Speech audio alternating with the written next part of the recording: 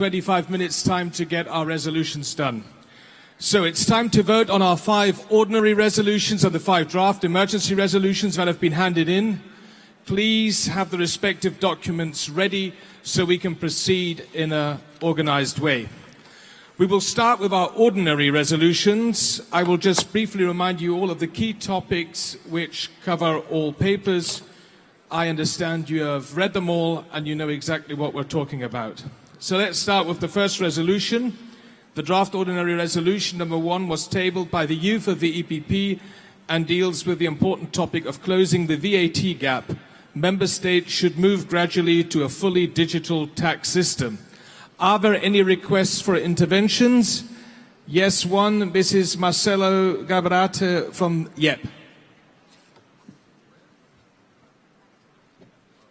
Where are you? Please, go ahead. Thank you very much.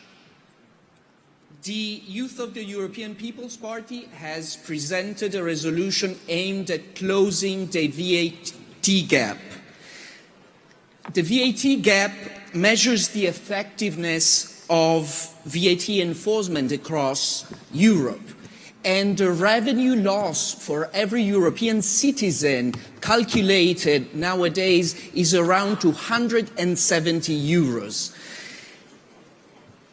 Carousel fraud is something that regards every country in Europe and is the biggest tax evasion scheme that the world has ever faced. That is why the youth of EPP is proposing to close the VAT gap by further investing in tech-based tax collection. And it's not something that every country can do on its own. It's something that we have to do together because it regards every one of us. So I hope everyone here will support this. Thank you very much. Right, thank you, Marcelo from the YEP. Are there further requests to speak? That is not the case. Then I would suggest that we now vote on the draft resolution number 1. Who's in favour?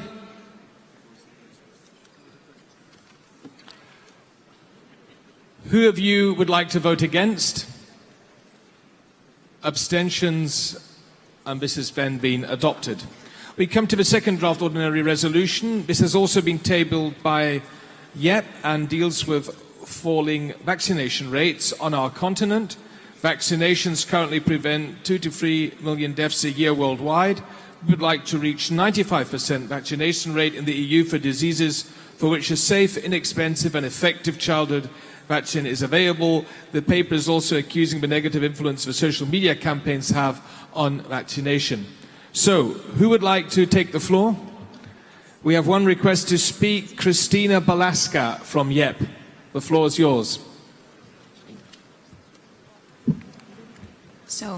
Thank you very much. We bring this resolution forward in order to address an issue that consists a major threat to public health for countries across our whole continent. The rise of anti-vaccine movements and the disinformation that has been possible, especially during the last years with the use of social media, has resulted to an alarming decrease of vaccination rates worldwide. Even 4 European countries are no longer declared measles-free. We believe that this issue needs to be addressed on a European level. Political commitment across every member state is fundamental, and we have to commit ourselves to achieving high immunization rates. And for this purpose, we also propose that a fact-based European-wide campaign is run in order to increase public awareness to the benefit of public health. I really hope that all of you welcome and support this resolution. Thank you very much. Thank you, Christina, for your contribution. Further requests to speak?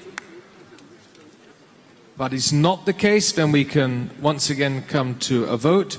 Who's in favour of this draft resolution? Please indicate.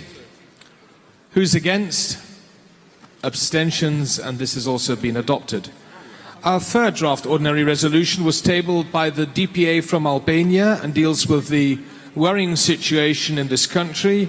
We stand by the Democratic Party of Albania in its efforts to address the European aspirations of Albanian citizens. Reforms are definitely needed for the country to move forward on its path on EU integration. Who would like to take the floor? We have no request to speak, so we can immediately move forward and vote. Who's in favor of this draft resolution? Against? Abstentions? Adopted.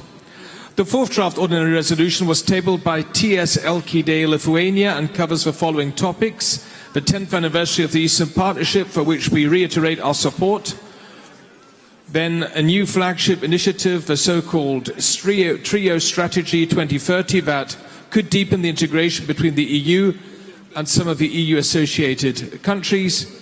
We have two proposals as agreed upon today in the Resolution Committee. We would like to propose to add after the title the following wording: Eastern Partnership is a tailor-made concept of cooperation for all 6 countries: Armenia, Azerbaijan, Belarus, Georgia, Moldova, Ukraine. Their further progress on the European path is very much dependent on compliance with European values and standards to which these countries have committed themselves. And then we also agreed in today's Resolution Committee meeting to add at the end of the resolution a further sentence, quote, "Further setbacks to democracy, reforms on the rule of law, and the erosion of a European orientation will jeopardize a Trio Strategy 2030 as described above," unquote. So these are our two additional amendments we would like to suggest. Who would like to take the floor? We have 2 requests to speak. First is from the Czech Republic, Mr. Karl Schwarzenberg.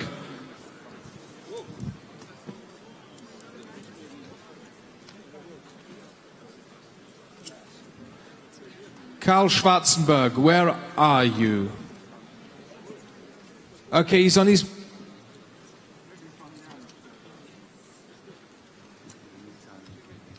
he's coming from...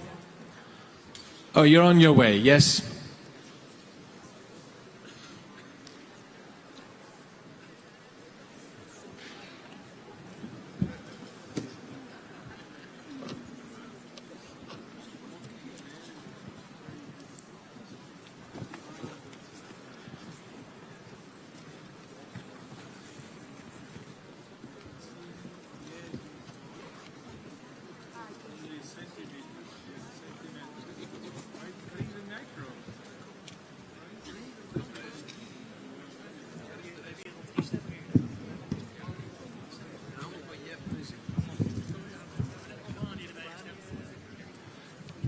Herr Schwarzenberg. Excuse me that I let you wait, because due to my health, I need some time to approach.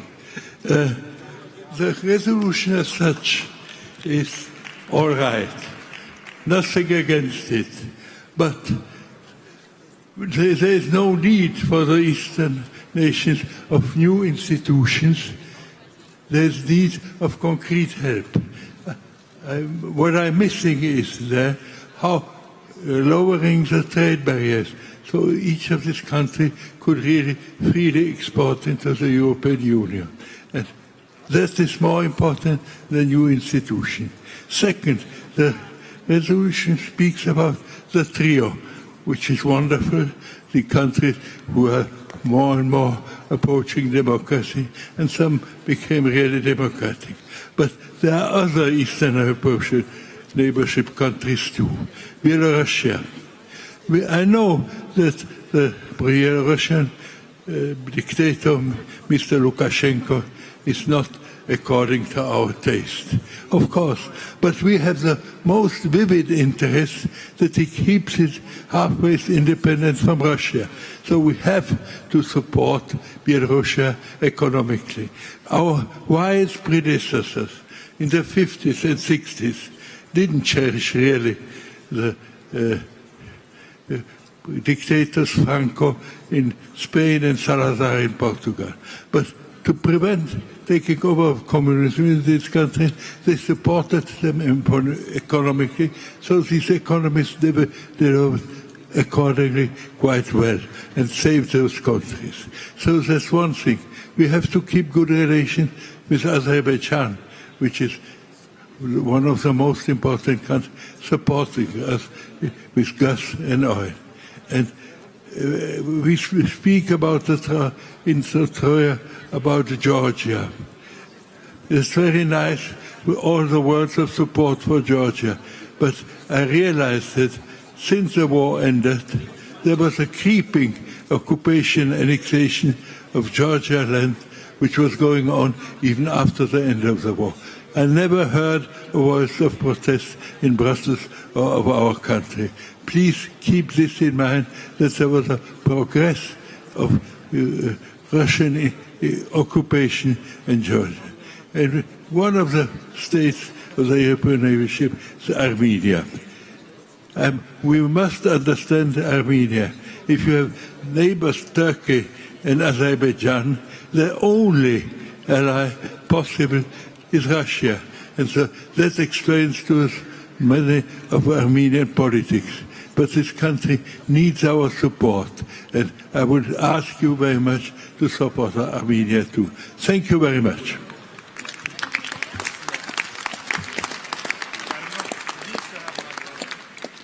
Thank you, Karl Schwarzenberg. I thought this was a valuable contribution.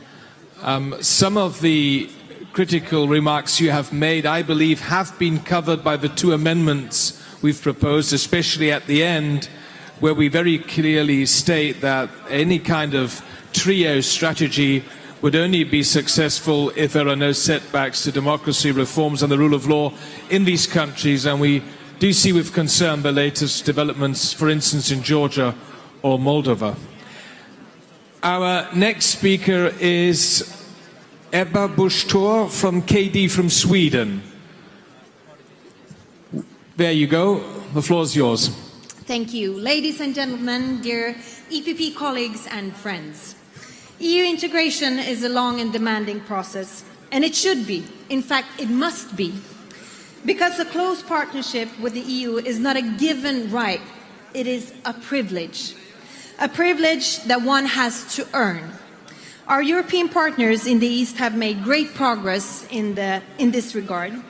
This is with the very regrettable exception of Belarus. A parliament without any representation from the opposition indeed indicates room for improvement. At the same time, other Eastern partners have to start showing that they are serious about fighting corruption, organized crime and trafficking. Yet that does not mean that we should shut down the door to further EU integration. Doing so would come at a very high cost. Across the Western Balkans, frustration with the delayed candidacy and accession processes has indeed opened the door for Russian expansion. In our eastern neighborhood, such expansions come in the shape of military aggression. Let us be frank. Vast areas of Georgia, Moldova and Ukraine are still occupied by Russia. Russia's meddling in Nagorno-Karabakh and brings to sustainable peace between Armenia and Azerbaijan. Crimea belongs to Ukraine. These are facts that Putin will never acknowledge. Thank you.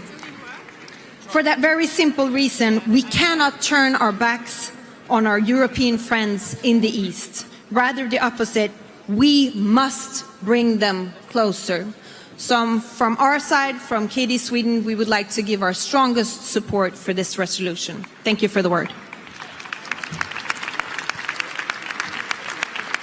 Thank you, Chairwoman Busch Thor, for your contribution. No further requests to speak, so we can now move on and vote. Who's in favor of this resolution with the two amendments which I read out? Who's against? Abstentions? And this has been adopted with the two amendments we presented. Our last draft ordinary resolution for today was tabled by the EPP presidency and deals with the ongoing crisis in Venezuela and our commitment to stand with the people of Venezuela and the democratically legitimate opposition to the socialist Maduro regime. Are there any requests for interventions? I see one. Mr. Leopoldo Lopez from Partido Popular, Spain.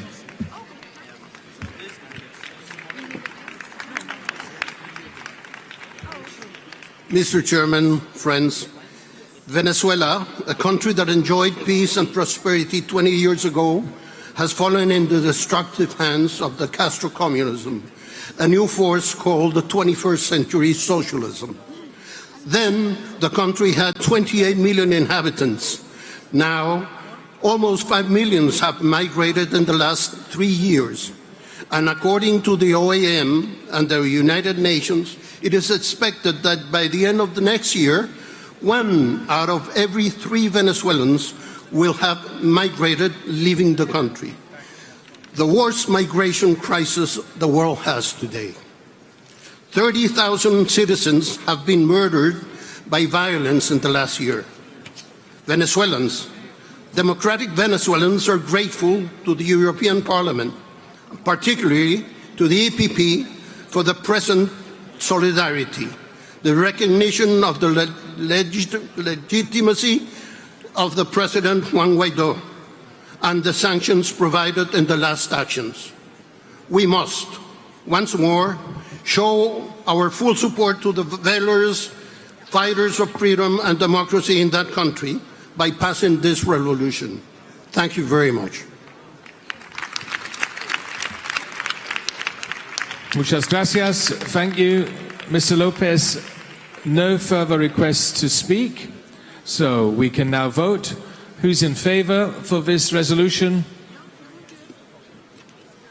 Who's against? Abstentions? This has been adopted. Now, ladies and gentlemen, dear colleagues, I would like you to vote on the draft emergency resolutions that were discussed in the resolution committee this morning. We have changed some of the resolutions.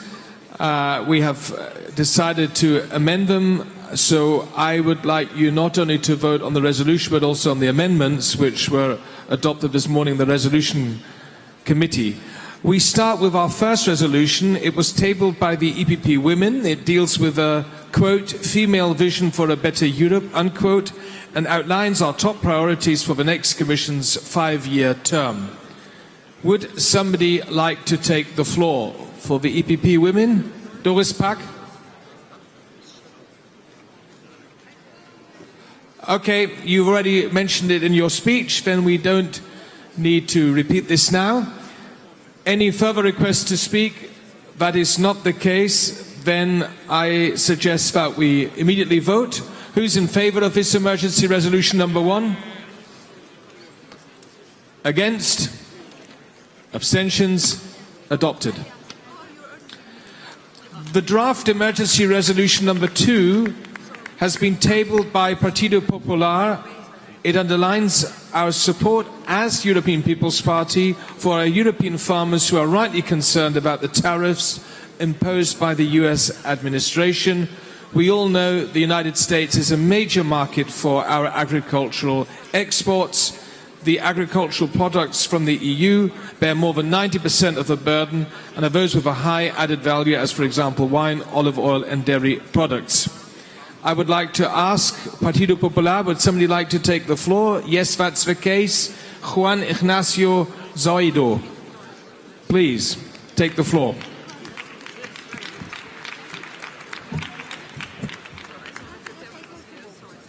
El propósito de esta Well, this resolution is, the purpose of it is to show a united front in defending agriculture and animal producers in Europe. We say regularly in the Popular Party, it is the party of farmers and cattle farmers, and consequently we should render more visible the defense of their interests in this Congress. The US tariffs imposed after the WTO aren't a threat, they're reality.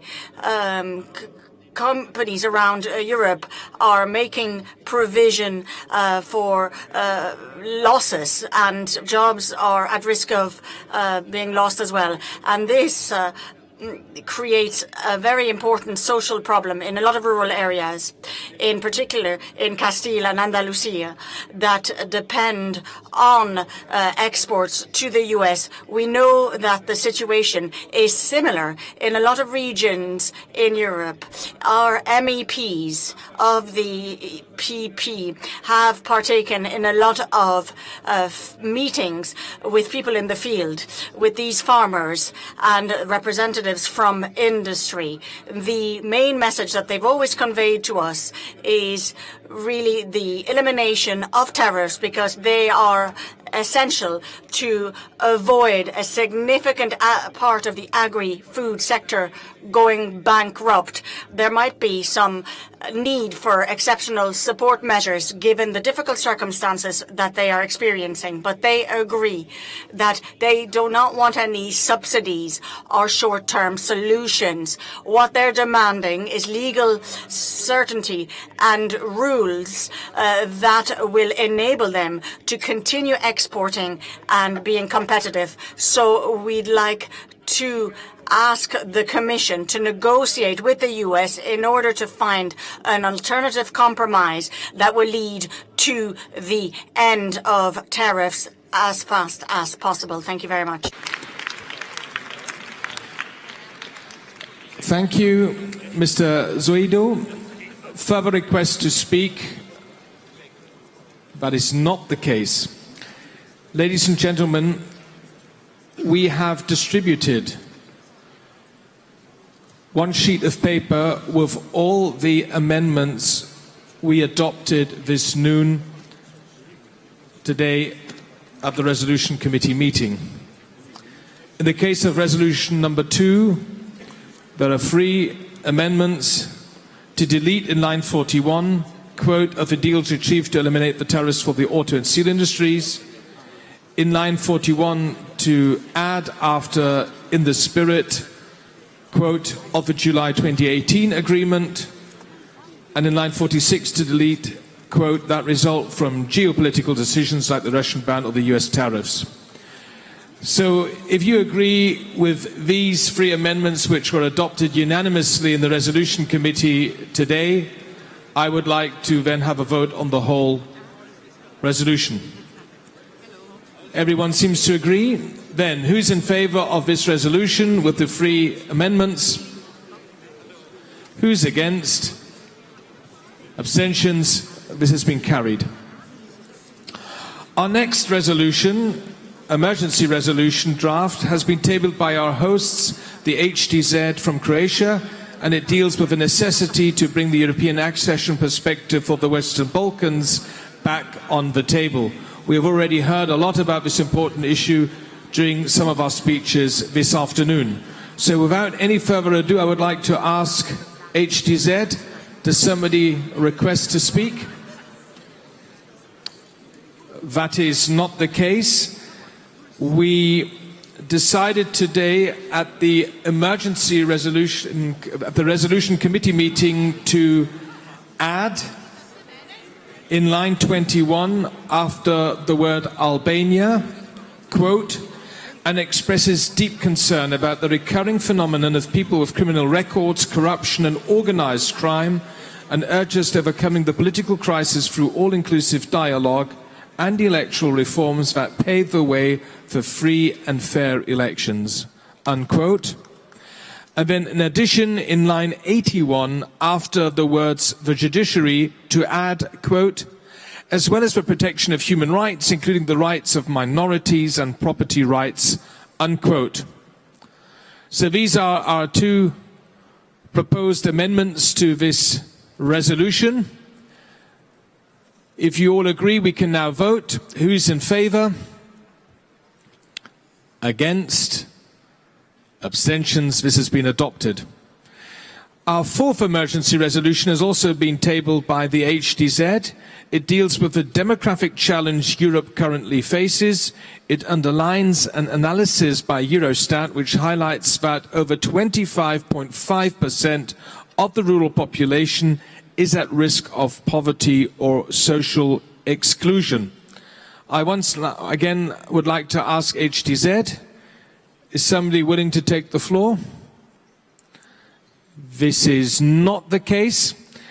We have this noon, decided to amend the resolution with the following amendments. In line 36, after the word projects, to add cultural and linguistic. In line 84, after people, to add in the places where they live. In line 84, after people, then additionally to add 2 new bullet points.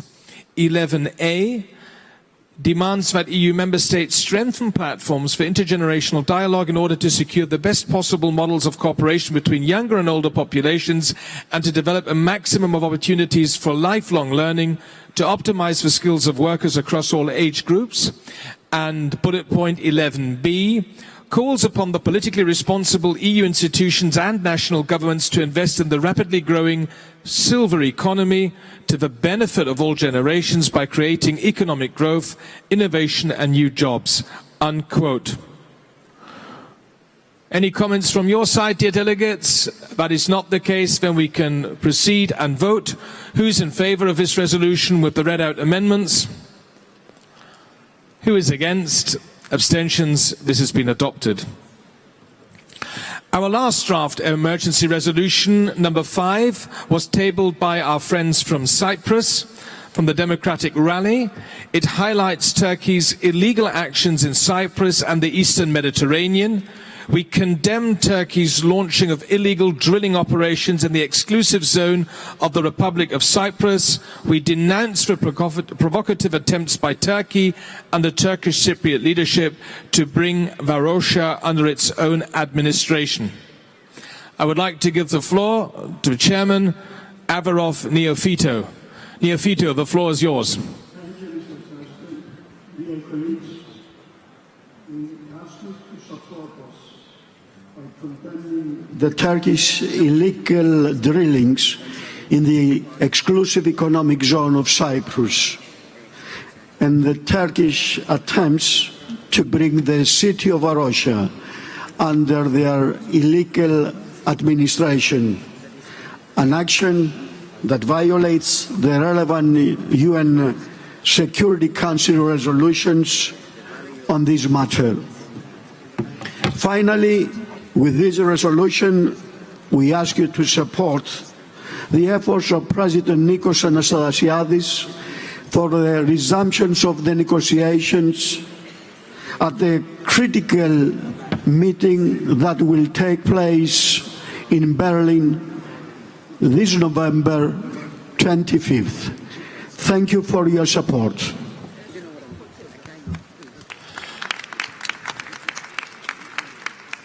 Efyaristo Neofito, thanks for your important contribution. Colleagues, any further remarks from your side?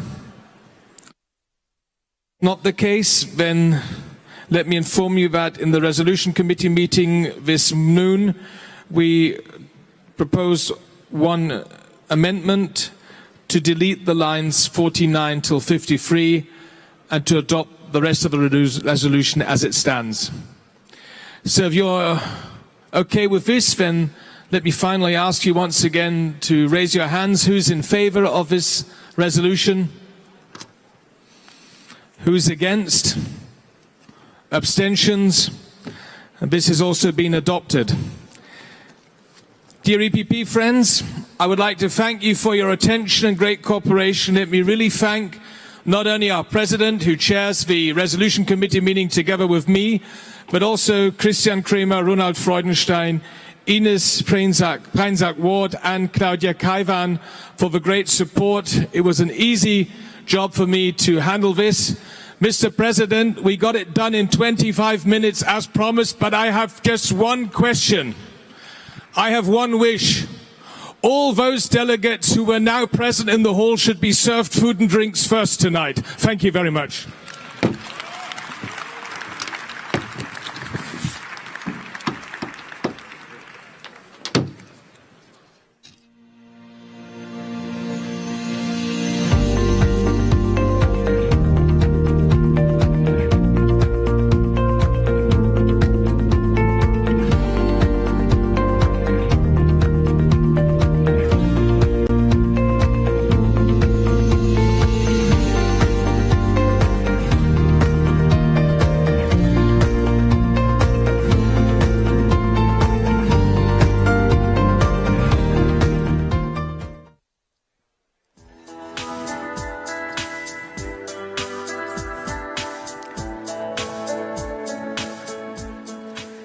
Tomorrow we will vote for our vice presidents and treasurer.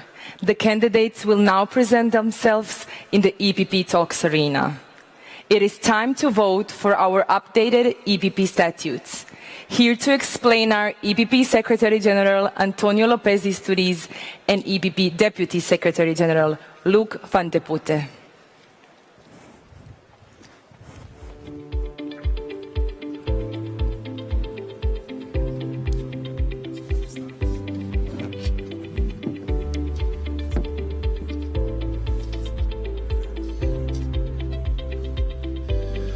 So, people, welcome to the very exciting debate about the statutory changes.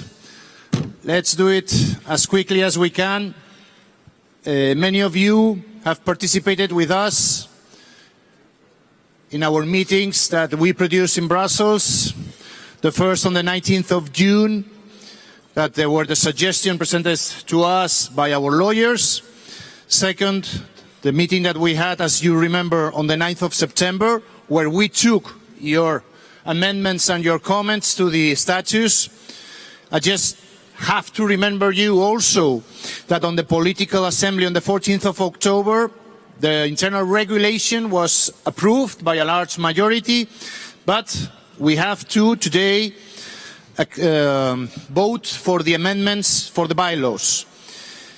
Before I give the floor to Luc, who will explain details about the statutory changes, let me tell you 4 points, 4 blocks that we are voting for.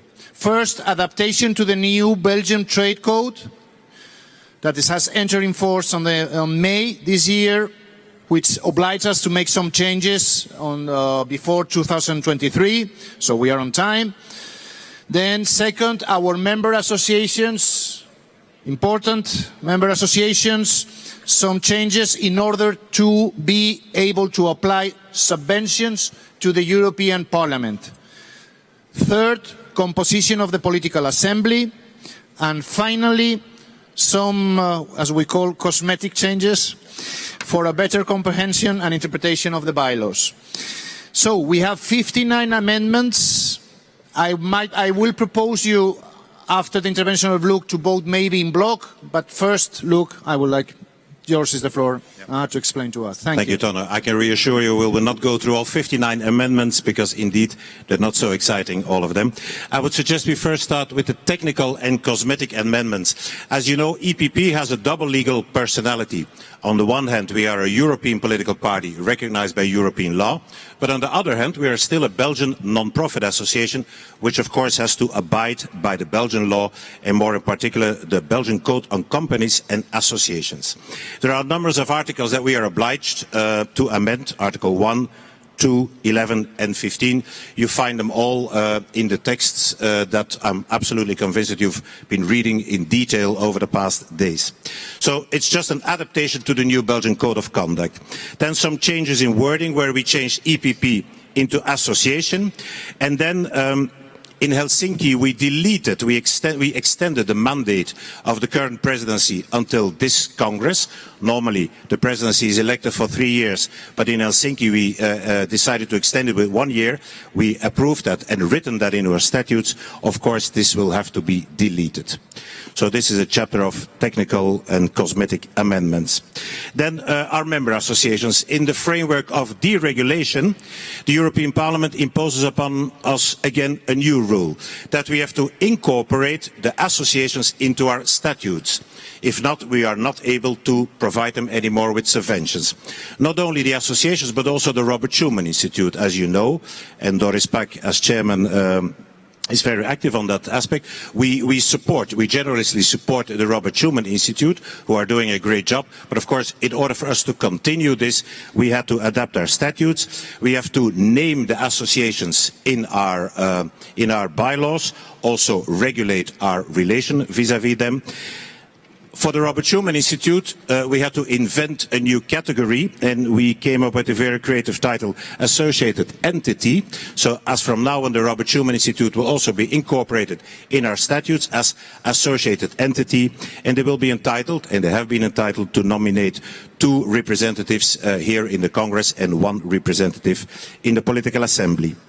Then we stumbled over the past year upon some imperfections in our statutes with regard to the composition of the Political Assembly, some voting procedures in the Presidency and in the Political Assembly. As far as the composition is concerned, and I'm pretty sure that our friends from the Committee of the Region will appreciate this, currently it is set the President of the European Committee of Regions, but we will also add or the Vice President if he belongs to EPP. Then voting procedures, which is obvious. Prior to any Congress, prior to Congresses, the Presidency and the Political Assembly will approve a voting regulation for the election of President, SecGen and Vice Presidents. We also noticed that there was some confusion with regard to the fact whether abstentions are considered valid votes in the Political Assembly. No, they are not considered valid votes, but we wrote it now explicitly in our statutes. And also our statutes have a very complicated definition on the quorum, how many people have to be present in the Political Assembly in order for us to take valid decisions. Also there we refreshed and we revised the definition.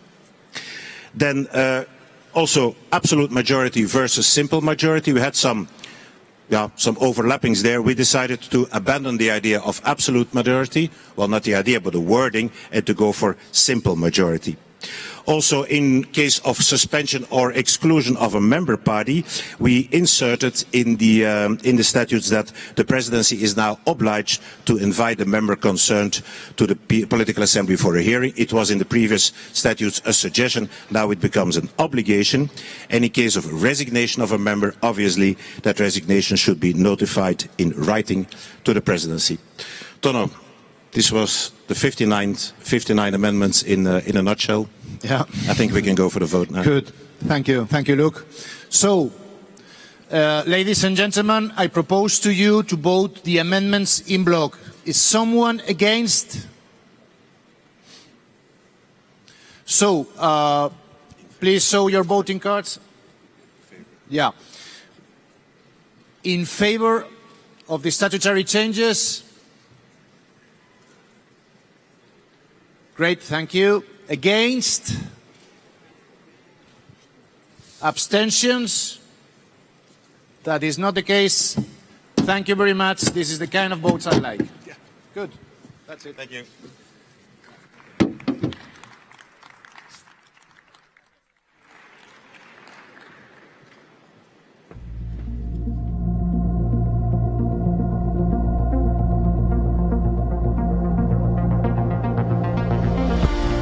I have just turned 24. I love my country. It is my home and I do care about it. Our beautiful countryside takes my breath away, especially every time I spend time outside. It reminds me how much I appreciate our region. I love our diverse culture and the rich heritage we are building on. But we face so many challenges, especially for my generation. We worry what the future holds for us. I wonder if my education is good enough. Will I be able to get a job? Many of my friends have already left, thinking there could be better opportunities elsewhere. I want to believe I can live a good life without moving away from what I love. But what can I expect for my future? Some pretend that joining the EU would solve most of our problems. Do you think it is true? We do have common challenges. We do have shared responsibilities. Let's talk about them.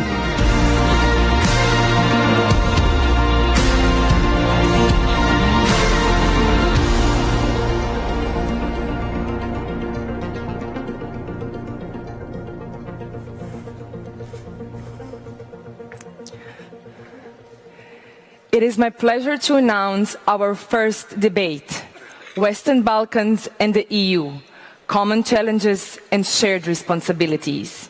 Here to tell us more is our moderator, the Secretary General of the Regional Cooperation Council, based in Sarajevo, Majlinda Bregu. Thank you.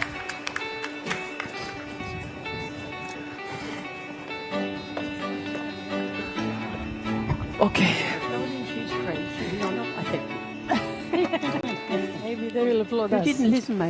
So, good evening. Here we are. Good evening to everybody who will be attending the panel that I'm glad that I'll have the chance to moderate.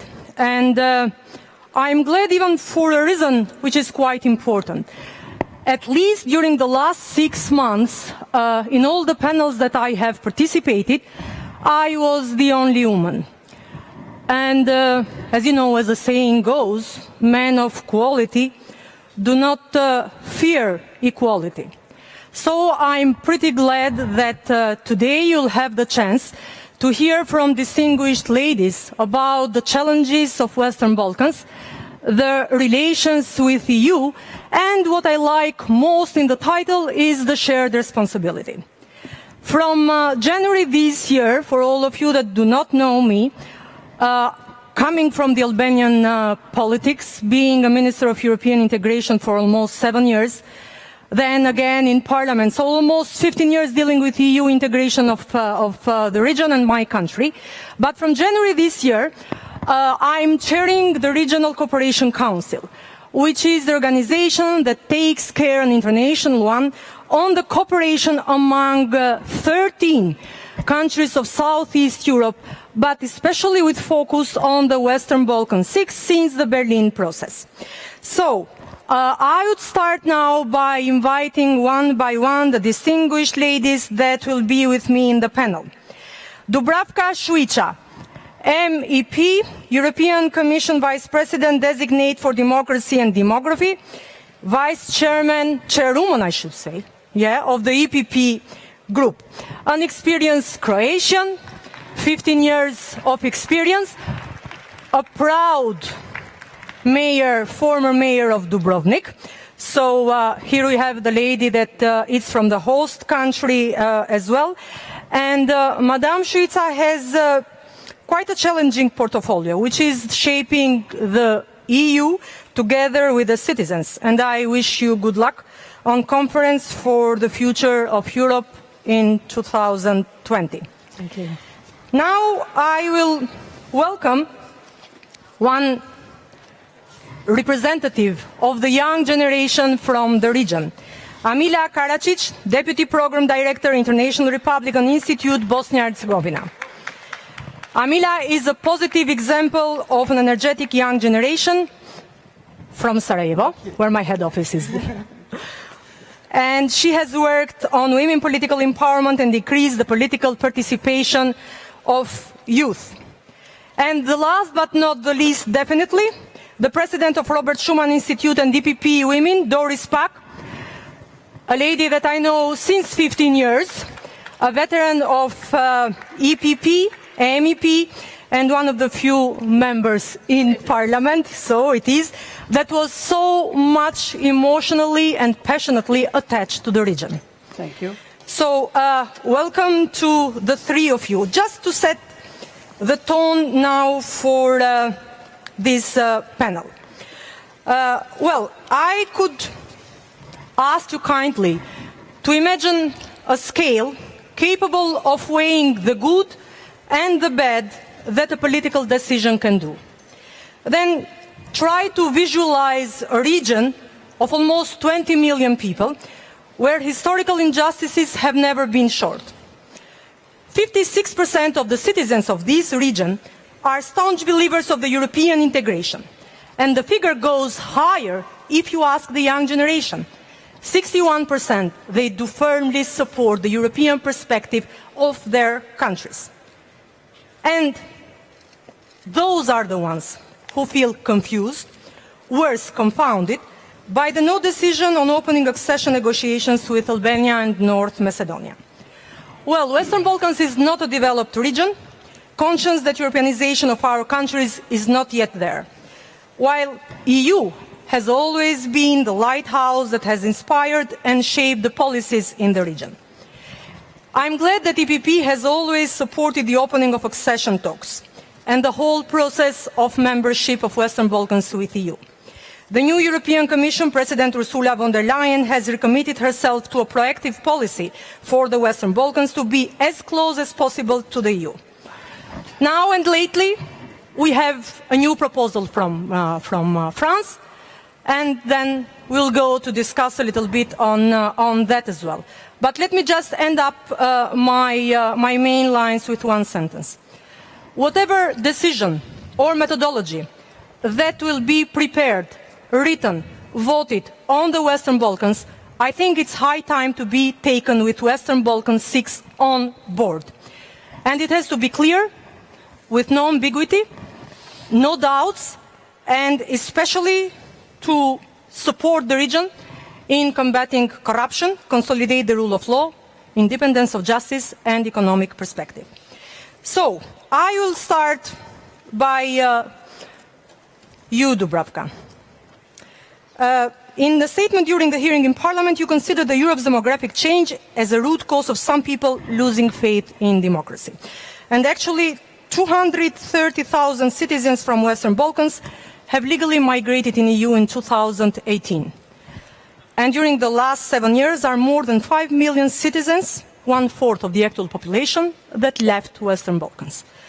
There is a lot of criticism from the people in the region. They don't trust political parties, they don't trust the governments, and they don't trust the judiciary. And I guess this is quite a worrisome illustration of the democracy deficit that is in derail, not only in the Western Balkans for the sake of truth, but mostly in there. So how will you address it? Thank you for this question. First of all, thank you for following my future portfolio and knowing what I said in hearing. But let me start from democratic deficit. You said there is democratic deficit. I won't agree with you that there is democratic deficit. The problem is demography, which you pointed out well. Demography and demographic change is the problem nowadays. So people start blaming democracy for this phenomenon, which is demographic change. Now we have to talk about the reasons for demographic change. You said that people don't believe anymore in political parties, in governments. People, part of them, it is true, but the reason is sometimes that we are not as close as we politicians, as close as we should be to our citizens. This is one of the reasons.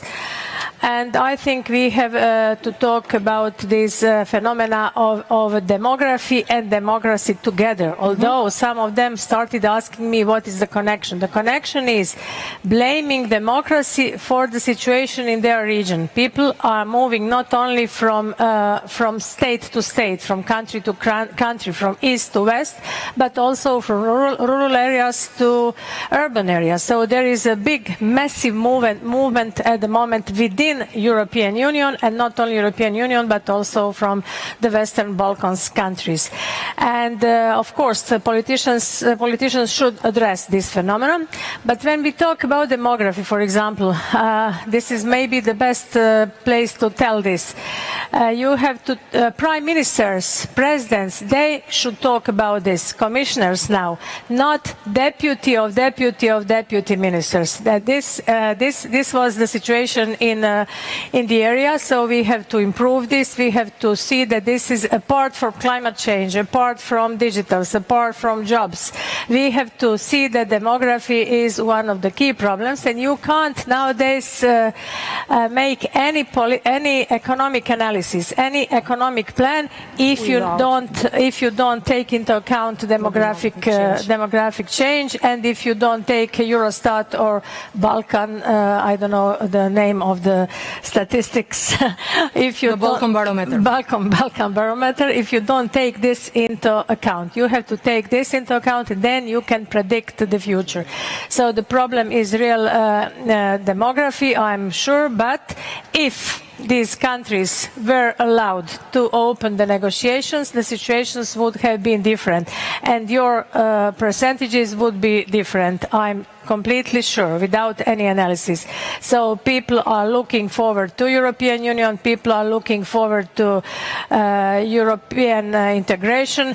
I may witness from Croatian position. As you know, Doris might know very good the situation in Croatia. We used to negotiate 2,096 days, which was a long period of negotiations, but we managed. Nowadays, when you look 6.5 years later, how we go on with our economy, with the problems we used to have in Croatia, you'll see that we are increasing, and this is the pattern we can share with our neighbors, especially with North Macedonia and Albania, but I have to highlight here Bosnia and Herzegovina, which is our first neighbor, and we want to help Bosnia and Herzegovina, and we want to see them on board, and we'll do our best to help them.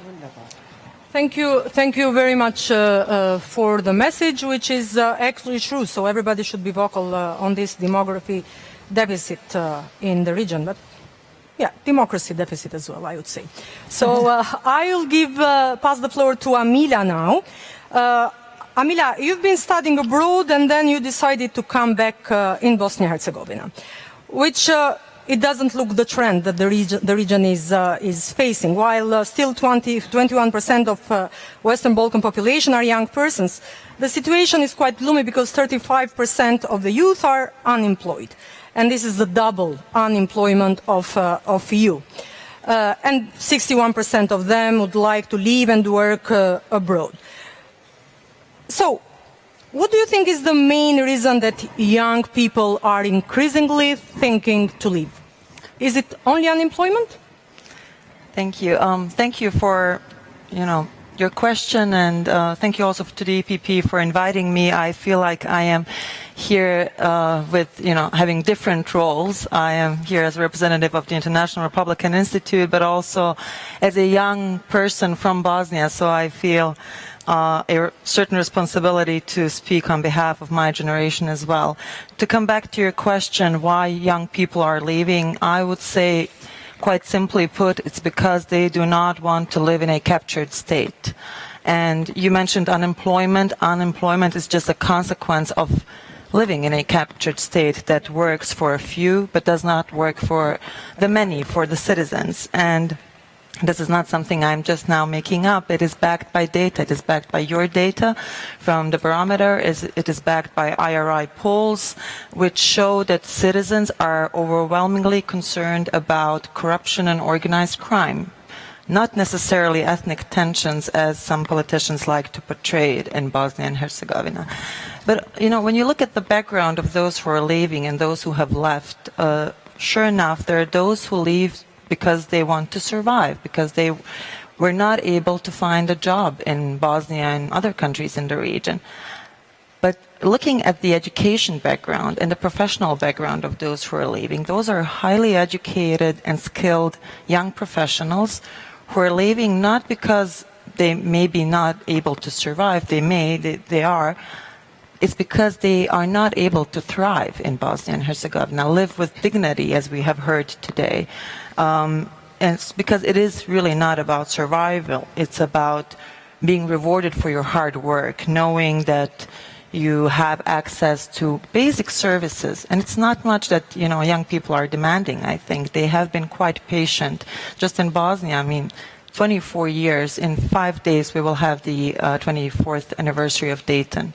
They have waited for 24 years to have good health care, good education, infrastructure, road safety, public transportation. It's not much that they're asking for. Essentially, in Bosnia and Herzegovina, I would say corruption kills. But, I don't want to paint too dark of a picture here, and it's not all negative. I think that there are some very positive examples, and I work for an institute that on a daily basis engages with young people, from activists to members of the civil society and also young political leaders, and frankly speaking, they give me hope. I would also, echo what U.S. Special Envoy to the Western Balkans, Matthew Palmer, said a few weeks ago in the Congress when he testified. He said that there are pockets of, optimism, local actors, local political leaders who are bringing about change in the country. Sarajevo Canton is one example. North Macedonia with, very courageous decisions that they made, tough decisions, but very courageous. And I think that is something that we should recognize and applaud. Well, thank you very much. And we heard as well from the video at the beginning, the young lady that was saying that she was, again, thinking as the others to leave the country. So, Doris, when I just made my short introduction, I mentioned the no decision of opening the accession negotiations on Albania and North Macedonia. Actually, there have been two questions that have been addressed to the delegates of this Congress. And the two questions were, do you think that the no decision will have an effect and impact geopolitically the region? And another one on the reforms impediment. So do you think that the no decision of opening the accession negotiations will make the reforms harder to move on and to be achieved? And the majority responded that they strongly agree that this might happen.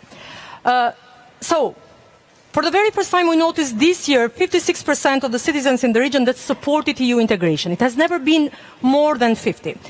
How could you explain now the whole process to the young people once you meet them, once you train them? So what's your stake on that? I just wanted to say something on the question of the youth, because it's very important. Everybody should know that especially the European Union, the European Parliament was taking care of the youth long time before anybody else thought on this. We started as the EPP group in the European Parliament to have interns all the time. Andrej Plenković was one of it. So I think we were always interested to get people together, Croats, Serbs, Bosniaks, and so on. So I think we did it. We did it also with our programs. I was rapporteur for Erasmus all the time. I was rapporteur for the last Erasmus Plus. And we always opened our education and youth programs for the people, young people of the Western Balkan, so-called Southeast European countries. Otto von Habsburg is always furious if he's listening Western Balkan, so I'm still following him. On the other side, as you have seen on this wall or see, I'm president of the Robert Schuman Institute, and we are working in the region. I was just in Albania. 2 weeks ago, I was in Kosovo with the Robert Schuman Institute. I was in North Macedonia. So we are working with the young people to bring everybody we bring them together, to give them at least some tools, some interested things to think not to leave the country. So this is very important. This is one part, and don't forget the Konrad Adenauer Foundation is always in the same field working with us. But there's one matter, we help. But as you said, the young people are leaving, even the best skilled one, also because they don't have a job. And the jobs will not come as long as the justice system in the region is as it is. Yes. If you are not sure of investment, then I think they will not come. So this, it is a win or lose-lose situation, and therefore I think politicians should look on this. But as you said, we have to think on the situation which we face there. 6 years ago, Angela Merkel started to have these Balkan summits, at least. Because a long time we let them alone. And democracy, if we are not taking care of it, it is not flourishing. And if we are not really strongly saying to the politicians, what you are doing is false, what you are doing is not based on European values, then we lose the moment. And the people, normal people, they are suffering under nepotism, under corruption. They ask me, Mrs. Park, why the European Commission is not telling this also as loud as you do to these local politicians. Unfortunately, they have been elected. That is a big problem we have. And we had the Balkan Summit, which was great. And one of the results of the Balkan Summit is this famous European, youth organization, which is like the German-French Youth Work has been created. I was at the beginning with it. So we bring people together also because we need reconciliation in the whole region. But What we need also that there are really results. The last Balkan summit, they spoke a lot on education, and they spoke a lot on economy and trade relations, but the people don't see anything. They don't see the transport question solved. Not at all. To come from Banja Luka to Sarajevo, who is doing it? Me and you. But normal people are not going from there, and not from there. So I think it's only one example. We need facts. We have a lot of words. We have a lot of nice words. And sometimes too nice words, too diplomatic words that the politicians in the region do not understand. And if we now see that this situation is now even worse because everybody expected to at least to start the negotiations, can you imagine Northern Macedonia? In this time it was not named like this. It has candidate status in 2005, even before Croatia. And where they are now, at least they managed to solve a problem for them and for us, which is due to the fact that we have the anonymous vote in the council. They managed it. And what is the reward? Nothing. And this is something which nobody can understand. People cannot understand. Politicians neither. So I think, and if we look to the other situation, Albania, we cannot compare with North Macedonia. They have a lot of problems. Okay. But for the sake of the people, and that the people doesn't lose the hope for a better situation, and that they stay at home, we should have opened the negotiations, but with conditions. And these conditions are on the table. And I couldn't understand that Monsieur Macron and then three others didn't see this as a chance, and as a lost chance, because we are the ones who are interested that these countries in the middle of the European Union are really well structured, well working. Russia is not interested, China is not interested, Erdogan is not interested, but we leave them the room. And this is a shame, and I think Mr. Macron was not aware when he did it. He played a very special role, and after seeing what everything is now speaking on this subject, he now is thinking, oh, I have to do something because everybody wants to not being very happy with me. So he made this paper. I have checked this paper. There are 7 steps. Can you imagine 7 steps? After each step, the council has also anonymously to vote. Okay, and then if not, okay. So after these 7 steps, it is in eternity. It will never be. So we had, until now, we had a procedure. We could follow it. But I can also say, if I was listening to the so-called frontrunners, Montenegro and Serbia, what was the result? What is being better now? Is the situation in justice better? Is the situation in corruption better? Is the situation in media better? And the people say to me, nothing's happening. So I think we should give the people, if we want them to join once again, and I think Macron doesn't want it because he thinks this EU is still too big. So I think we should really be correct and stay to our 2003 treaty, which means at the end they can come. And therefore perhaps we could find new ways, but not making it more problematic. And I don't know, some people have perhaps listened to the stability initiative. I think they have good ideas. Why not thinking in some way bringing them closer to our economic area? Not forgetting that they have to continue the work on legislation, changing it. Why not?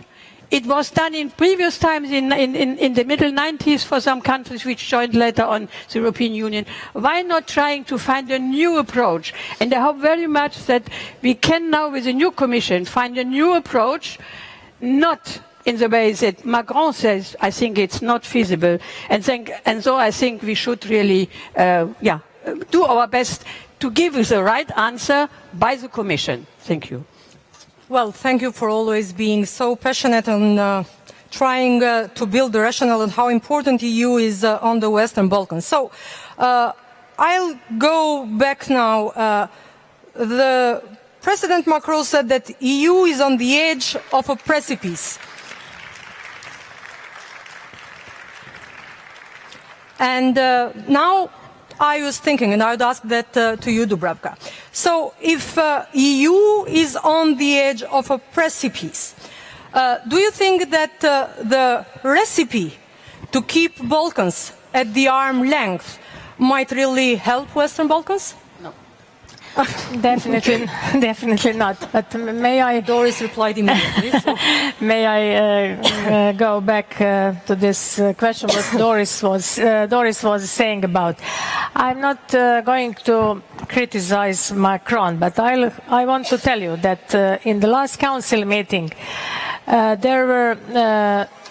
Two socialist governments, not only Macron, who is liberal, but there was a Dutch government and Danish government who were against two socialist governments which are in power in North Macedonia and also in Albania. So there were two socialists against two socialists, which is also it is very important to mention this here. I was also reading the non-paper which was sent to us, which was written by Macron. But let me say that there is still Article 49 within treaty, which was enough for all of us who joined the Union. I want to remind you that we were the only state after Greece which joined in 1981. Croatia joined in 2013 alone. There were always a package of countries, but we joined alone, which means this was tailor-made approach, and I think tailor-made approach should persist for other countries. So I think there is enough space within Article 49 and within the actual treaty in order to fulfill all the obligations. But maybe this is the moment when we can open the question of unanimity in the Council. Because if we have unanimity, that means that that it can be always blocked. So I will opt during my future term for qualified majority, because especially for foreign affairs, for climate, and maybe for taxation. Otherwise, whoever wants can block something due to some internal reasons, due to maybe future elections or something, in order to make the citizens, voters satisfied. So they might be victims of the internal political situation, which is not good. And I think this is one of the reasons why they voted like this in the Council. I want to remind you, it was Zagreb Summit 2000, then Thessaloniki Summit 2003, and then there was a last summit also in Thessaloniki 2018, but we are looking forward to organizing a new big summit 20 plus in Zagreb, where I think, as I already said, Croatia can be a role model.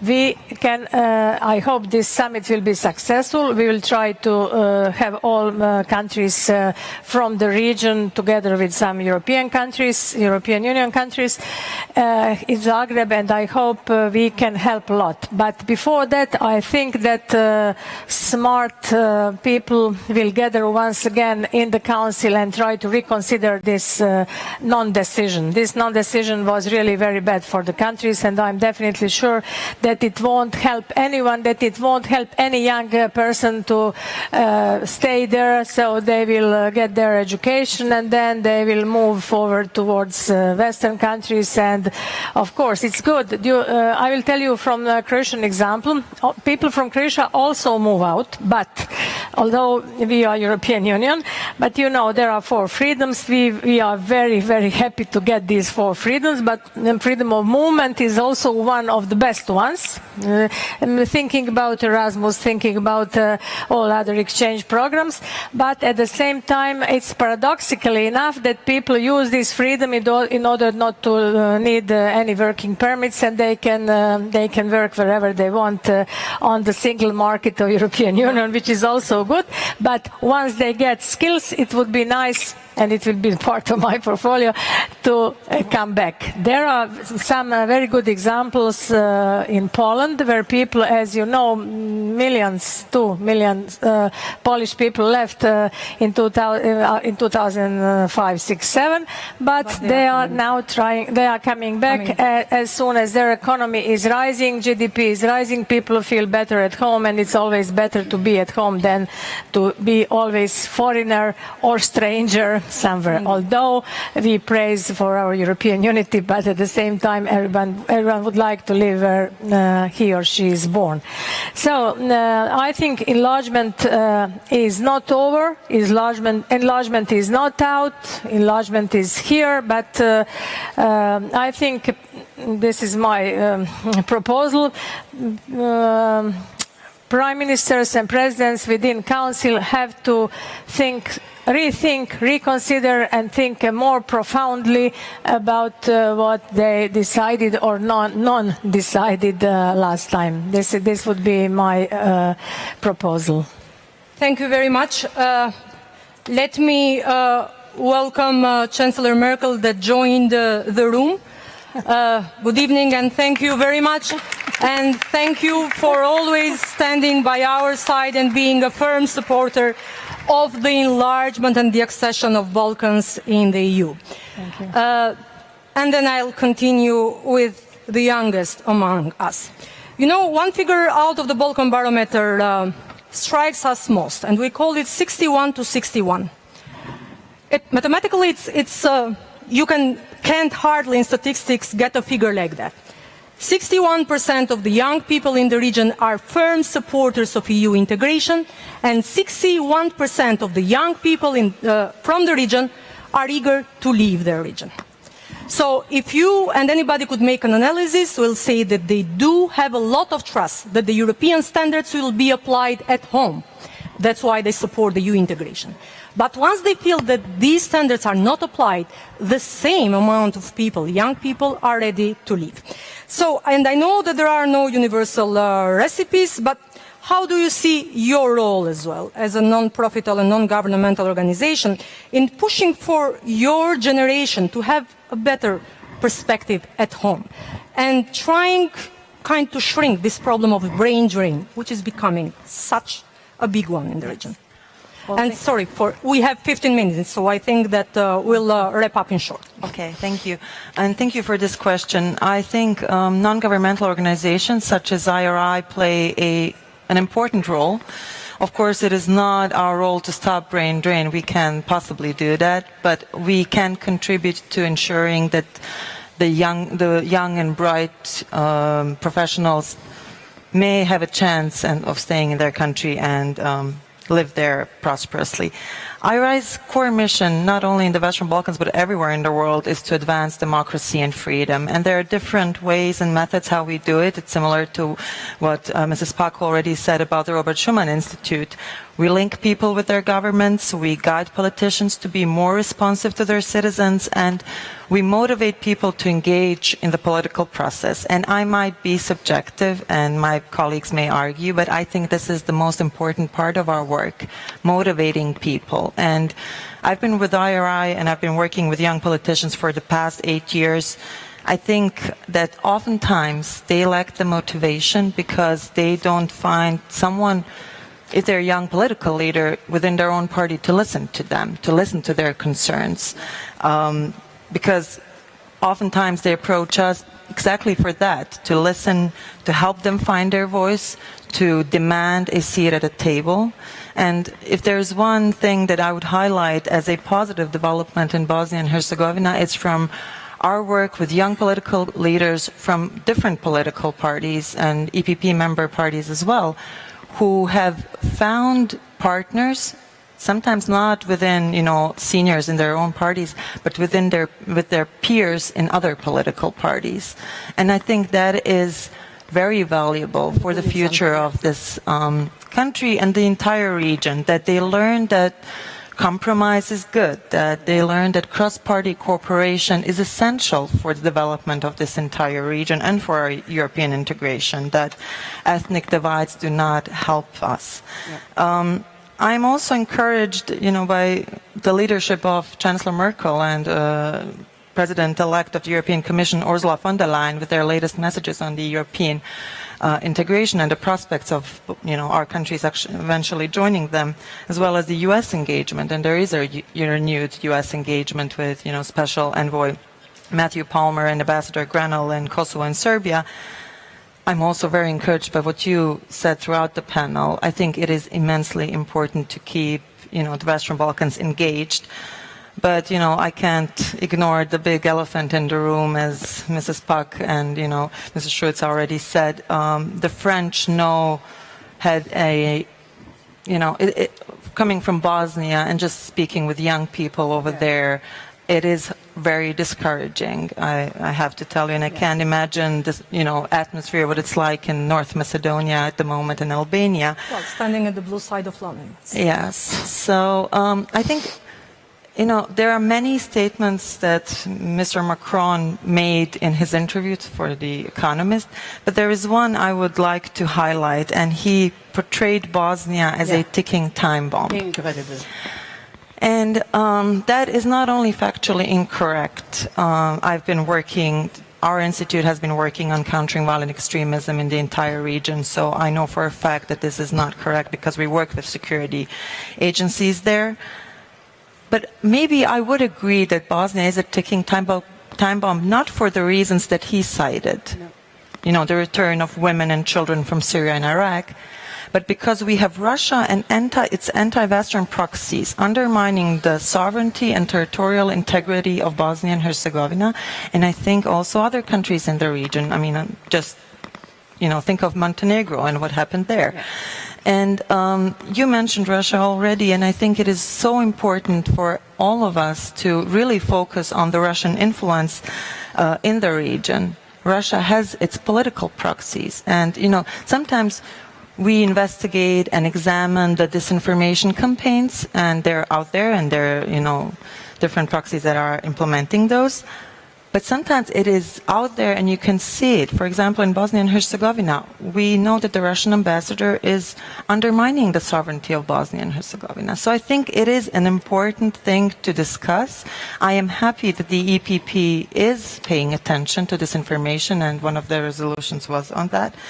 And yes, happy to discuss it more if we have time. Well, thank you very much for bringing such a sensitive issue. But we all know that when EU cloud is at its peak, then the reforms are pushed and there is no gap or vacancy for others to join, not only Russia or China, but nationalism, autocracy, and all that is present in the region. Doris, we only have 5 minutes. And I would ask you, so 1 minute please, and then 1 minute to Dubravka. So what else can the Commission push for and then Member States push for? So from the region, we have a good story of regional cooperation, which was the free roaming agreement. We are working on other agendas. One of those that is close to our hearts is the mobility, so the recognition of professions and diplomas, which will mean that whenever under this severe situation of unemployment you cannot find a job in Tirana as an architect or doctor, then you can find a job in a hospital in Sarajevo, and then goes the same for the whole countries. So what do you think can the Commission push on, Member States push on that as well? Okay, we have seen something because the roaming situation in the Western Balkans, it was done by our commissioner, Maria Gabriel. She was doing this. It is really great. It helps a lot to the people there. It was an initiative. I spoke on the education and a system which is applicable for the people in the region. So I don't want to continue like this. But I think there are a need to make a follow-up to some decisions in the Balkan summits. You spoke on the public transportation. It is so much needed, cross-bordering, but inside also Bosnia and Herzegovina. So I think this is some possibility which should really be increased. And if we see that it's also difficult to cross the border between Bosnia and Herzegovina and Kosovo. So I think this is something which is should also keep in mind, because one part of Bosnia and Herzegovina is not allowing it. So I think we should push the people there that said do something on this. And let me tell you one thing. It is a shame that Kosovo doesn't have visa liberalization. It is the only country in the Western Balkans and in Eastern Germany, in East Europe. Georgia have it, Ukraine have it, Kosovo doesn't have it. I think it is a shame, and I think we should really, as Commission, work for this to convince people like Macron who think perhaps that the people will go out. The most Albanians go out coming from Albania, they are not coming from Kosovo. And please help us. And I do agree with you. Kosovars are not even traveling freely to Bosnia and Herzegovina. Even to enter Bosnia, they need a visa. And let alone the EU now. So, Dubravka, the 1 minute that will be if I may yours now. Once we promise something to Kosovars, we promise we have to implement, to deliver. They fulfilled all the obligations. The demarcation with Montenegro, they did everything we asked them. The same as North Macedonian people or Macedonian people did for the change of the name, which is really something huge, if I may say. So once we promise, we have to deliver. My conclusion would be the Europe won't be complete without this part of the world. This can't stay as black hole. This is what I wanted to tell you. Foreign influence, not to mention the countries, but Doris already mentioned, and Almira mentioned the countries. Foreign influence is huge, so European influence should be there. We should be present, and this was, I will dare say, historic mistake. I hope it can be corrected very soon, and if not, Croatia will, during our presidency in the next 6 months, will do our best, and then Germany follows. I hope they will take over from us, and we'll do everything in order to have our neighbors with us. As I want to, of course, all the countries, Montenegro, Serbia, Kosovo, Albania, North Macedonia, but for us in Croatia, Bosnia and Herzegovina is very, very important. You have to know that we share the longest border in Europe. The border is longer than between Russia and Finland. So this is the longest border in Europe between Croatia and Bosnia and Herzegovina. It's not easy for such a relatively small country to keep the border. As you know, there are problems. I don't want to open a new topic today, so let's act together, and I'm looking forward. So there are still a lot of things in the long road to hoe, but the Balkans, so the EU will not be completed without Western Balkans. Let me wish you good luck during the EU presidency next month. Amelia, good luck to you, and I have to commend your energy and the hard work. Doris, your energy is really surpassing us all, so I think that you are the most energetic one in this panel. And so thank you for participating. And the last remark from me, since I'm trying to take care and facilitate the regional cooperation this year, I would say that the regional integration, it has a sense once the final end is European integration. Otherwise, it's going to be quite difficult to achieve any success story in the Western Balkans. Thank you very much, and good luck with the remaining part of the Congress. Thank you. Thank you.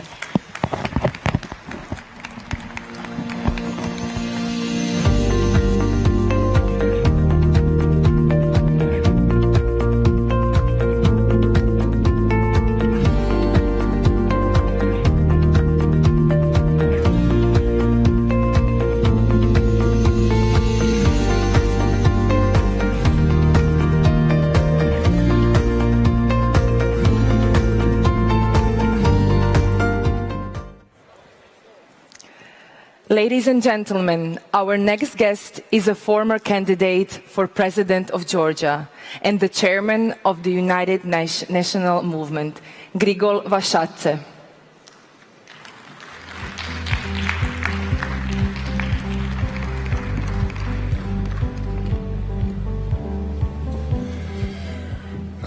Good afternoon, dear APP family. I would like to express my deep gratitude for this opportunity to speak to you. First of all, please allow me to thank President Doe. Je vous remercie, Monsieur le Président. Je vous remercie pour votre amitié. Thank you for your friendship, for your advice and support to Georgia and our European aspirations. Friends, for tabling that resolution, which is demonstrating a new perspective for Georgia's European aspiration. And only a few days ago, I planned to speak from this podium just about perils and challenges Europe as a whole is facing. But given recent events in Georgia, I am unfortunately obliged to speak only about my country. Dear friends, quite simply, let's put it quite simply, democracy in Georgia is not under peril. it's nearly dead. After the last violent dispersals of peaceful demonstrations, it's clear that oligarch Ivanishvili is firmly on the authoritarian Putinist path. He cynically negated the government's moral and political obligation to adopt constitutional amendments that would move Georgia to a fully proportionate system, and 10,000s of my co-citizens poured to the streets, sparking permanent protests, and instead of compromise and dialogue, the government responded to non-violent civic resistance with tear gas, special forces and arrests. Dozens of political prisoners, President Saakashvili still in forced political exile, a floundering economy, nearly dead national currency, rising corruption, mass emigration and hijacked state. Basically, this is the list how so-called Georgian dream has put in peril not only Georgia's democracy, but our statehood. And while a heroic doctor, Vaja Gaprindashvili, who crossed the Russian occupation line to save a dying patient, remains in illegal Russian detention of occupation forces, the government of Georgia neglects one's own duties to the citizen, to this particular citizen of Georgia, and instead is busy persecuting the opposition. With 20% of Georgia's territory occupied by Russia, Georgia is the only state in the region without absolutely any security guarantees. Georgia's only security guarantee thereby is a state of our democracy that will determine if we're successful enough to go and join our European family, European Union and NATO. Today, all opposition parties of Georgia and the youngsters at the forefront of the protests demand resignation of the corrupt government, appointment of snap parliamentary elections based on proportional elections and conducted by an impartial election administration absolutely in line with 27 recommendations of OSCE and ODIHR. The United National Movement, as the strongest opposition party of my country, will inevitably form government after the next parliamentary elections. And we will do so based on Christian democratic values, on social market, on positive economic and social program, on ideas and values of Adenauer, Erhard, de Gaulle, Hjalmarsson, Martens and other founding fathers of Europe. Europe that will stand strong and united regardless where the challenges and perils are coming from Russia or from any other place. Thank you very much for this wonderful opportunity, ladies and gentlemen. Thank you.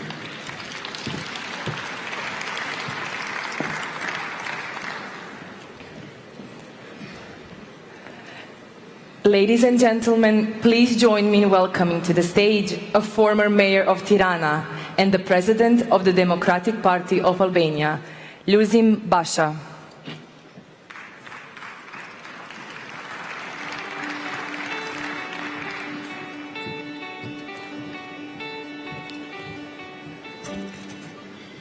Ladies and gentlemen, my first words are the words of gratitude to President Dole for his tremendous leadership and courage in leading our political family through challenging times.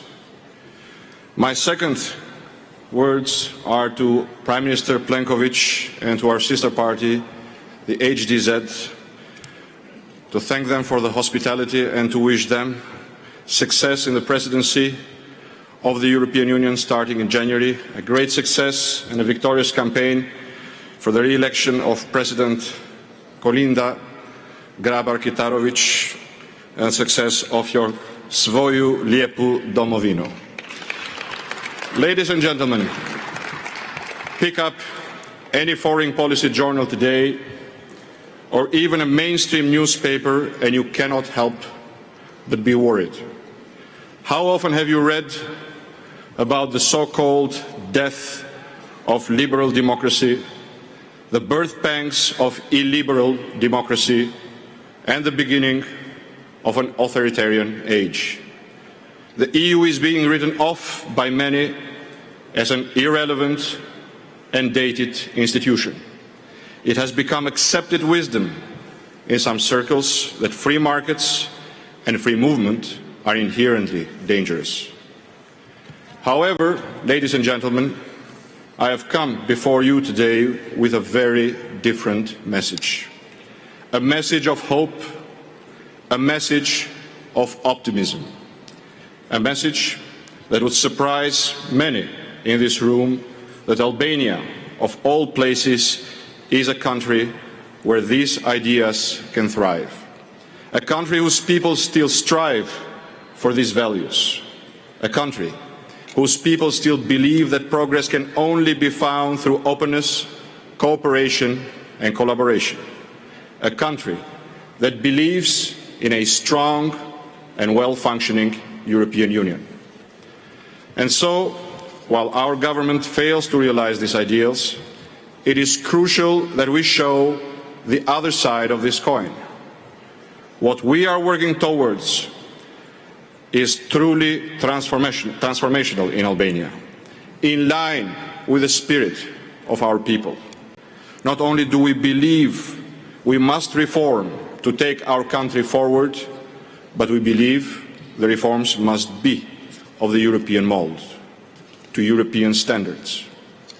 This will not happen overnight, and certainly not with the current government. It will require a great deal of national introspection. We must ask big questions of how we got to where we are, how we ended up in this crisis, because it does not have to be this way. Albanians are a forward-looking, ambitious, talented and well-educated people, and our commitment is to match this ambition by creating a climate in which small businesses and hard-working families can thrive, to give the people the tools to succeed. What we have is a vision and a plan to get us out of the slump and moving in the right direction. A vision for the next generation of a prosperous Albania working with Europe and our neighbors, a collaborative Albania, a positive contributor to the greater community of nations. Having trained as lawyer and having worked for the United Nations, I have seen what can be done when countries change their own standards and work closely with the international community. As foreign minister, I successfully negotiated Albania's entry to NATO and secured the EU's agreement for Albanian citizens to travel freely in Schengen countries. I know from my experience that working together and delivering on reforms is the best guarantee to success. Friends, ladies and gentlemen, to realize our vision, we must all work together. Albania today is at crossroads. We simply cannot afford 4 more years like the last 4. Albania deserves a better future. Albania deserves a European future. And with your help, that is exactly what we will deliver. Thank you.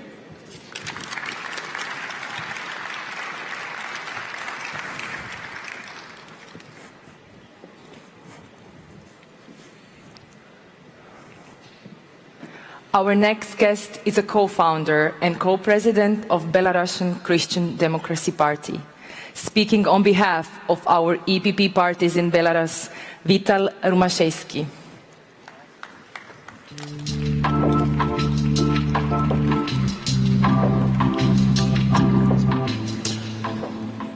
Dear President, Vice Presidents, honorable heads of states, dear colleagues, friends, I welcome you on behalf of all citizens of Belarus who fight for freedom and democracy in our country.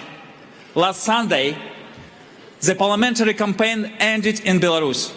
Unfortunately, the Belarusian authorities have not complied with any of the OSCE recommendations. This means that in Belarus, there is still no legitimate parliament. Our citizens have no right to choose their representatives in power. Today we have 2 enemies, the dictatorship inside the country and hybrid threat from Russia. We see unceasing attempts to divide the European peoples, to question the universality of the values of human rights. Populism, xenophobia, fake news are real threats for European security and democracy. We must to answer those with unity and solidarity. We must tell Mr. Putin and Mr. Lukashenko, in Europe there is not a single place, not a single country that we will surrender to authoritarianism. Next, I express my gratitude to Mr. President Joseph Daul and Mr. Antonio Lopez, as well as to many friends from the EPP for your great support you have given us. We feel that we are not alone in our struggle. It helps us promote European values in Belarus.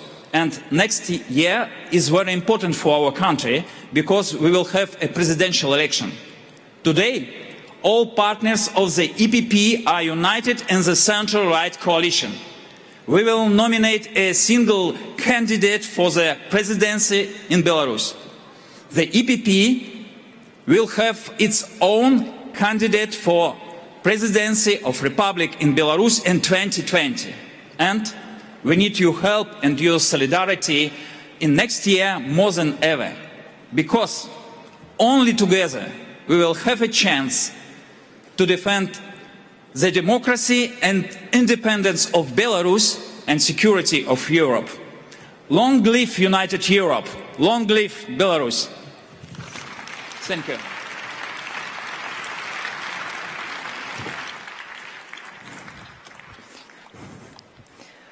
Ladies and gentlemen, please join me in welcoming to the stage a former Prime Minister of Ukraine and leader of Batkivchina, Yulia Tymoshenko.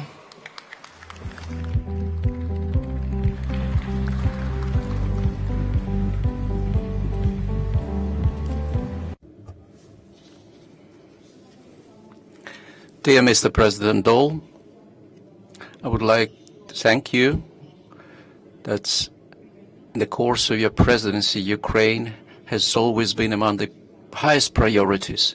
Appreciate very much your support. Dear friends, thank you for the honor to address to you from this high rostrum. Our party is a member of the European People's Party for almost 12 years. We have always felt your support and your help in the most difficult times of our country formation. I sincerely thank you all for this, because without such a great team of the EPP, it would be very difficult for Ukraine to go through these hardships. And today, after the difficult but successful European elections, we have gathered again to define together our aims and priorities. Our aim is to hear voice of every country for the sake of our common success. Otherwise, why do we need unity? Unity cannot be just a mere loud declaration. It must make every country stronger and bring more benefits to every nation. Only in this case, unity will work. Only in this case, there will be no desire to go back to the solitude. We simply ought to understand key problems of every nation and together, decisively, to implement plan of their solution. There can be no strong Europe without strong and successful states in its circle. Today, Ukraine is the only country in Europe where there is a war and occupation. Just think of that. 44,000 square kilometers of Ukrainian territory are annexed or occupied. This area is bigger than the territory of Switzerland, the Netherlands, or Denmark. Almost 5 million our citizens live there. That is more than the whole population of Croatia. Those people are deprived of normal life. Over 5 years of the war in peaceful European country, more than 13,000 Ukrainians have died, including 147 innocent children killed in the hospitals and schools. I have never forget TV stories about mother and her child killed by the aggressor. About 1.5 million of Ukrainians have become internally displaced persons, refugees in their own country.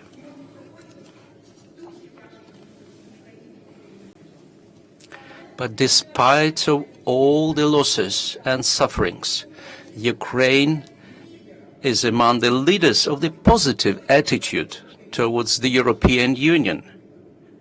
Almost 80% of Ukrainians support the United Europe and our future in the United Europe. And this is more than in many EU member states. This is clear recognition of the vital role the European Union plays in helping Ukraine to defend itself from the aggression. But unfortunately, the war against Ukraine goes on. And I want us to stop the sufferings of ordinary Ukrainians by our joint European efforts. I want us together not to let alone to swallow or forget the annexation of Crimea,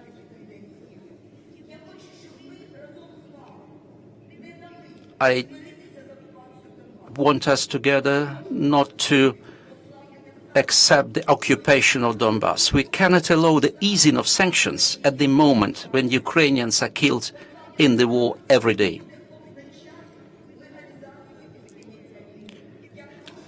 Legalization of or easing of sanctions would mean legalization of war. If we are a true united European family, we have no right to pretend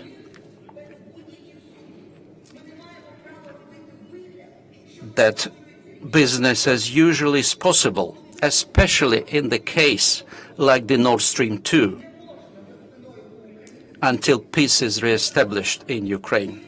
The Normandy summit will be held soon, and I want to ask you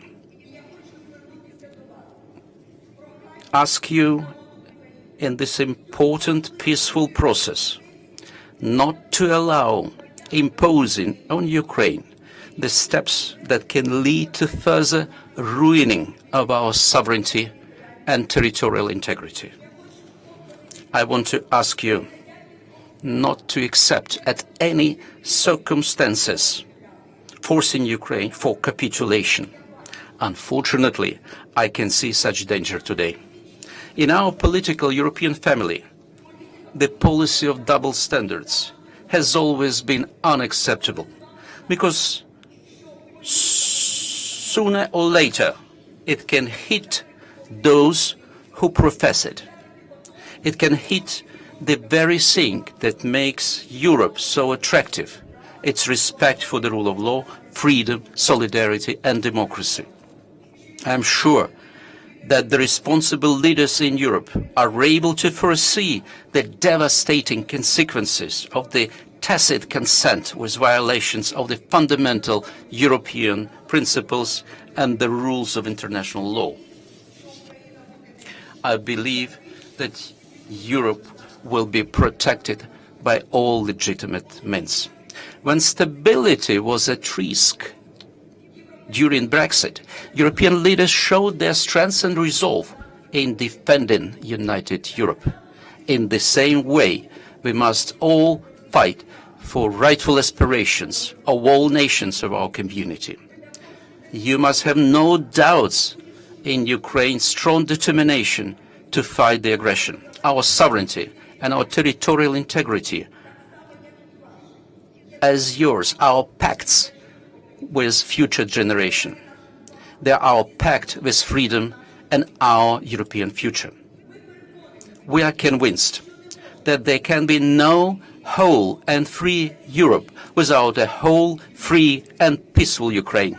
Thank you for your support and solidarity. Our fight is going on. Thank you.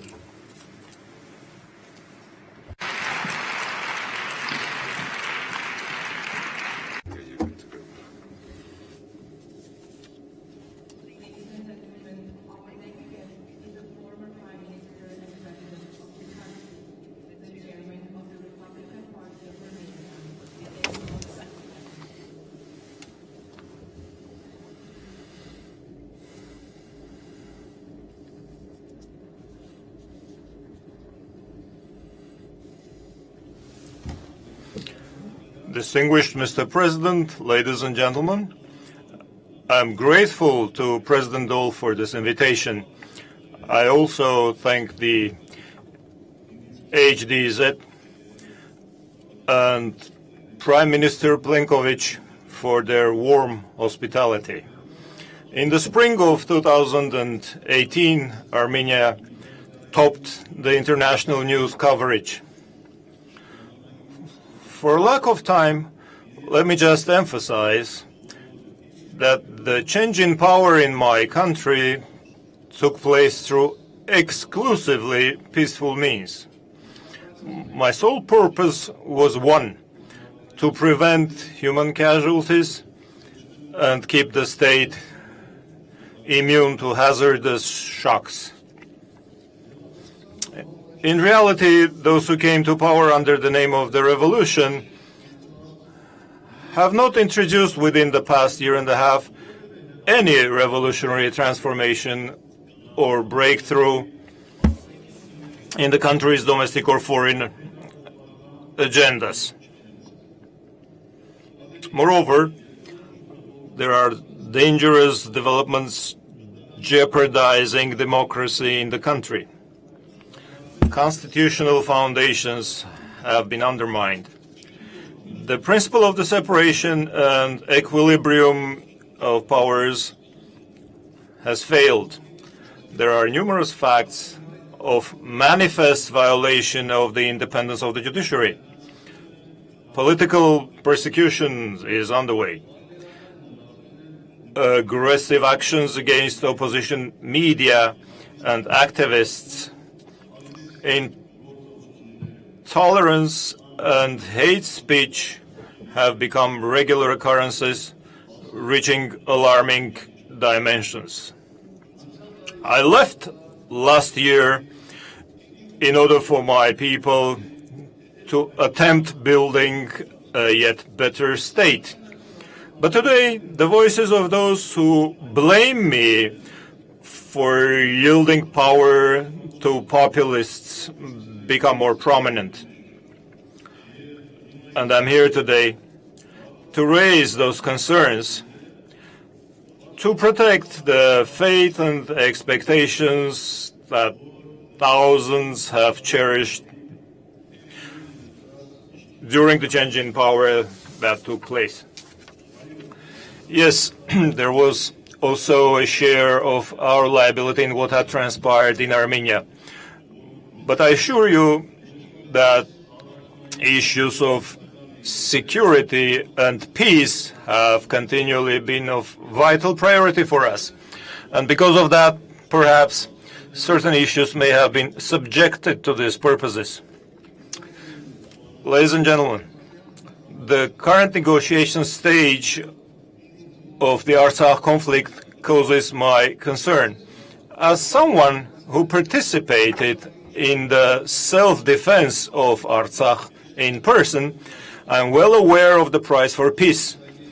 From this perspective, any negotiation, however inadequate, is preferred to war.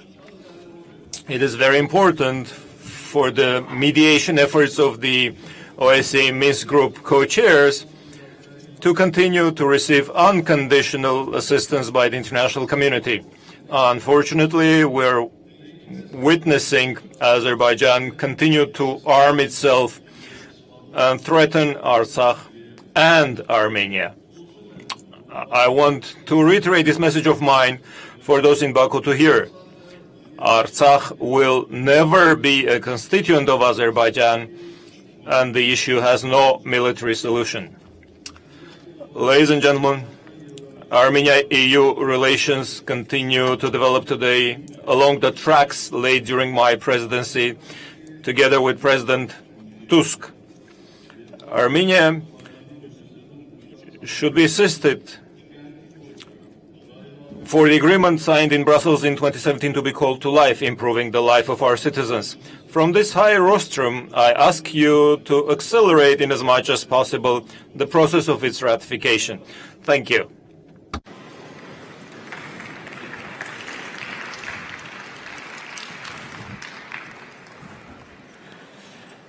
Ladies and gentlemen, please join me in welcoming to the stage the leader since December 2017 of VMRO DPMNE, from North Macedonia, Christian Mickoski.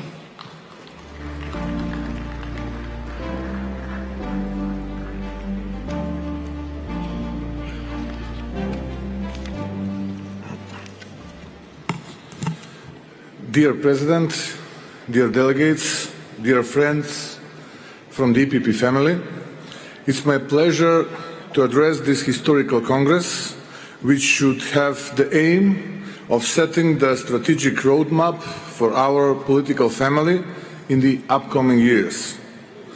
We live in a period where our political opponents are battling us with the political arena with every tool at their disposal, excluding principles and values. And I believe that this is one of the most serious political challenges our political family, the EPP, is facing. We are strong when it comes to sound economic and social policies. We are strong when it comes to keeping our word. But yet, sadly, this is now how our opponents see conventional political action. For the past 3 years, our nation has been led by a social democrat prime minister, whose government has been a synonym for widespread corruption. The day-to-day activities of this government include a disregard for the rule of law and overall politicization of our society, and an incapacity to create economic and social change for the 21st century. Yet, they brag on a daily basis of how transparent they are. I will agree that I have seen a more transparent, corrupt government anywhere in the world. They don't deny the corruption, but rather hope that they will get an extra day of their mandate to continue it. Our role as an opposition party is to bring substantial and tangible change for our citizens, and following the April 12th elections, we aim to form a stable and EU-oriented government which will achieve this. The new VMRO DPMNE-led government will oblige itself to work with a strong moral and ethical codex to create absolute reform which will allow functional justice to bring and effectualize high EU-related criteria, and above all, create change to the criteria of what it means to be a politician in Macedonian society.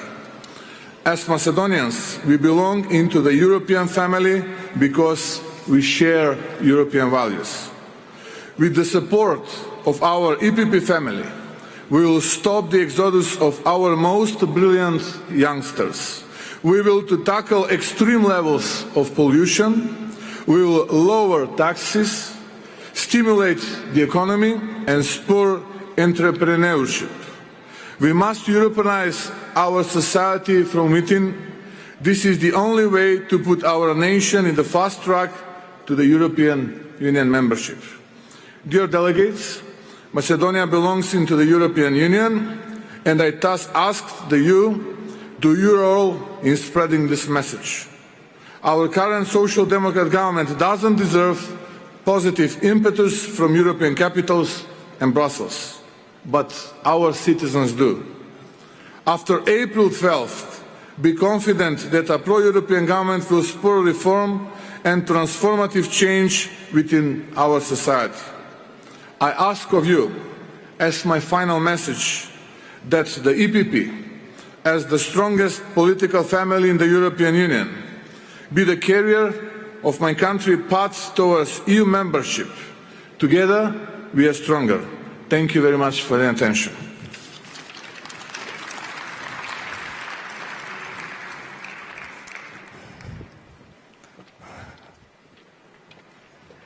Ladies and gentlemen, our next guest is a Vice President of SDA, the Party of Democratic Action, and Bosniak member of the Presidency of Bosnia and Herzegovina, Šefik Džaferović.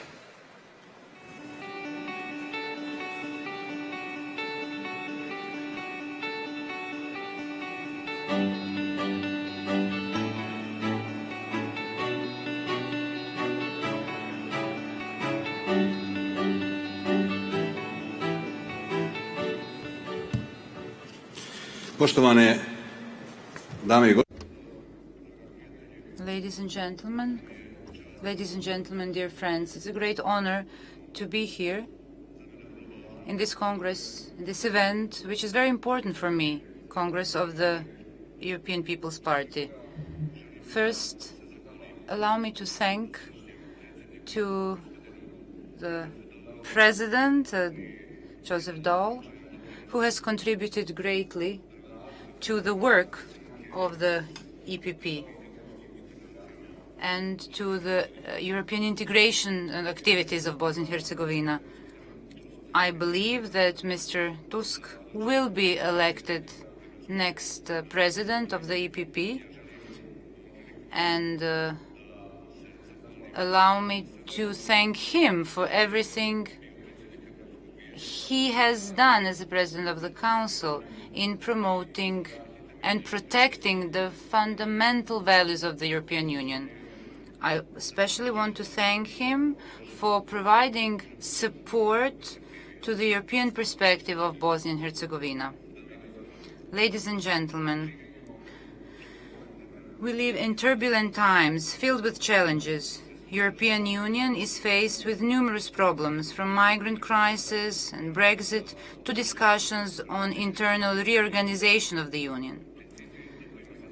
The principles that international system has been based on for decades are shaken. Some of the most powerful global players are seriously challenging the global order, which was based on some older rules. In the times of insecurity and crisis, people always go back to original values. European People Party is the symbol of these values. So it is no accident that the citizens of the European Union place trust in the parties that belong to this family. The principles on which the European Union is based are democracy, the rule of law, protection of human rights, freedom of movement of people, goods and capital, and social solidarity. Under the pressure of a populist wave, these principles have been jeopardized. European People's Party has, however, remained a strong guardian of these principles and the guardian of united Europe. Dear friends, migrant crisis and current discussions within the European Union about the Western Balkans have opened up an important and sensitive issue. This is the issue of the relation between Europe and Islam. Most of you belong to peoples and parties that are based on Christian heritage. I belong to the people it's based on Islamic tradition. We are of different religions, but we have something in common. That is our faith in God and Abraham tradition. We are friends. We share common European ground, we belong to the same political groupation, and we share the same goals. our differences do not prevent us in creating a joint vision of Europe. On the contrary, this should be a richness. European Union would be unimaginable without respecting differences, because there are so many ethnical and religious and other differences. The European Union is the idea that people of different races, nations and religion can in fact live together, and that is why Islam belongs in Europe the same way Christianity and Judaism do. Today in Europe there are unfortunately policies which do not agree with respecting diversity. They believe that some nations and religions do not belong in Europe, and advocates of these policies claim that Islam should not be a part of Europe, although it has been present here for more than 1,000 years. The worst moments in Europe happened at the time when some believed that some nations shouldn't be here, from Bartholomenian Night and Crystal Night to Holocaust and genocide in Srebrenica. Today, when we see stronger trends in racism, anti-Semitism and Islamophobia, we have to stand unique in protecting basic values without which Europe would not be what it is today. And that's why I will propose to the future President Tusk to start an open and honest dialogue on the position of Islam in the European Union. We are ready to share our extensive experience.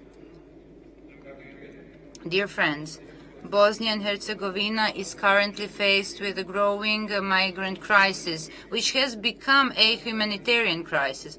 Protecting borders should not mean violating human rights, because it is not human, and it is the time will come when everyone who has violated these rights will be held accountable. Right now, we have provided shelters to many people. The politicization of the migrant crisis in our country is the key reason why it has become a humanitarian crisis.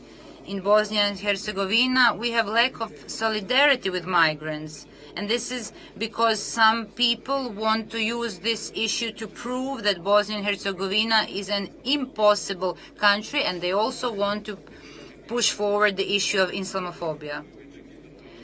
Most of the areas where migrants have been received are the areas where the inhabitants are Bosniaks, and the burden has not been divided equally.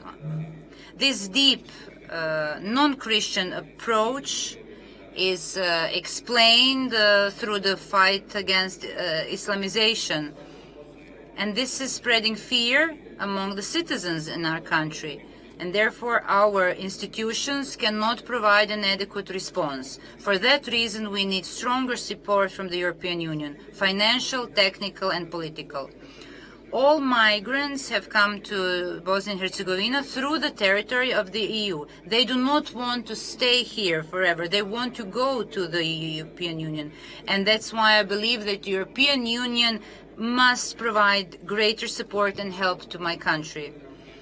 Ladies and gentlemen, Bosnia and Herzegovina has been the most severely affected by the wars in the Western Balkans in the 1990s. Some politicians are still trying to achieve the goals they were not able to achieve in the war. Stable Bosnia and Herzegovina is the key to stability of the Western Balkans, and that's why the EU should be more careful in treating Bosnia and Herzegovina, because, as I said, it is important for the overall stability. A good example is the German-British initiative, which resulted in greater progress of our country on the European path. We should have continued this way. We want to have good relations with our neighbors. We want strong support and strengthening economic, transport and other ties. Our relations should be based on reciprocity and respect. Any issues that we might have, including the issues of borders, must be solved in line with the principles of international law. We have never had any pretensions towards our neighbors, and we expect our neighbors to have the same treatment for us. The European perspective has been crucial in strengthening peace and stability in our country and in the entire region. The European path is a framework to implement political, economic and social reforms. Unfortunately, a lack of consensus in the October meeting of the European Council to pass a decision on opening accession negotiations with Albania and Northern Macedonia has brought great disappointment in the Western Balkans, including my country. I would like to take this opportunity to thank the European People's Party and its dignitaries and officials for having advocated the policy of accession for a long time. Any slowdown or stoppage in the enlargement process may only lead to the destabilization of the Western Balkan. And this is by no means in the interest of the citizens of the Western Balkan or the entire EU. It is therefore crucial to continue strongly and to finish as soon as possible the process of full integration of all the countries in the Western Balkan in the European Union. Thank you.